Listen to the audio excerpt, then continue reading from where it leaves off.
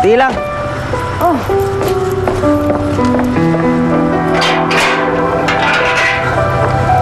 Pinapagbigay pala ni, Dave para kay Ninyo. Ah, talaga? Ako walang gift. Wala eh. Ay, pala, nasaan pala si Ninyo? Pwedeng makita. Namasyal! Kasama nung yaya. Sabihin mo kay Dave, maraming salamat sa regalo niya, ha?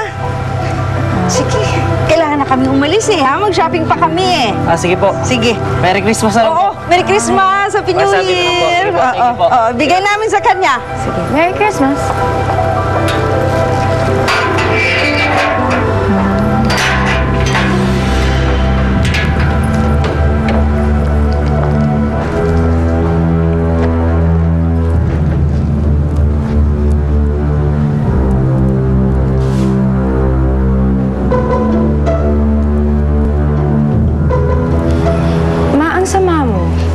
Halika na nga. Shopping na ako eh.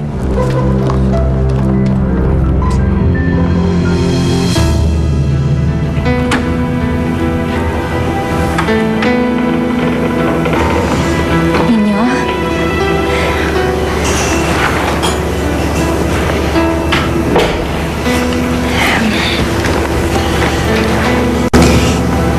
Galit ka ba sa akin? Kasi hindi mo ko pinapansin eh.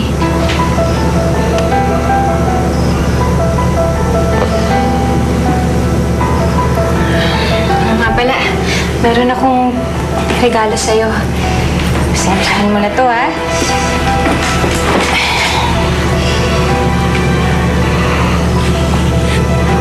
Wala pa kasi akong pera eh. Alam mo na, inaasikaso ko pa yung libing. Pero dala ko tong paborito mong litrato.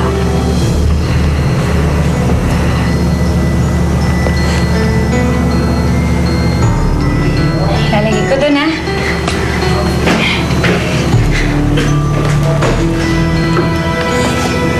Bakit? Wala na ba kayong pera? Naubos na ba yung binigay sa inyo ni Mommy? Ano sinasabi mong pera? Diba? Kaya lang kayo nagyaya dito. Kasi kailangan nyo lang ng pera. Anak, hindi totoo yan. Sinasweldohan lang nila ako dito, pero...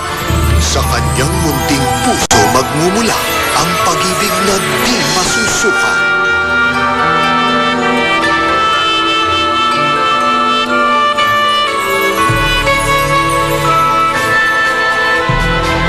Dwarfina, malapit na.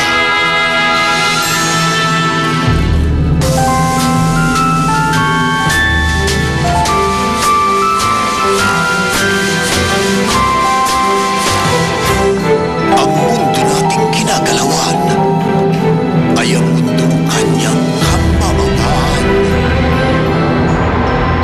Kailan kaya ulit mo gagamit ito? Hulaan mo pare kung anong nasa harapan mo rin. Parang meron akong naaninag. Ha? Oh, Lola, aalis ka? Baka delikado pang palabas-labas ka. Ayoko na nga humatakot eh.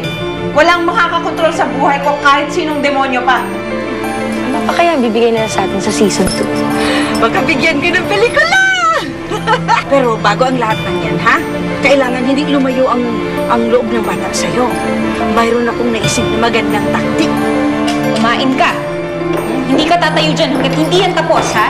Helen, get your hands off my son. Yung number ng huling kliyente ko, nasa'yo pa ba? Bakit ba? Ano ba nangyari? Gaganti lang ako.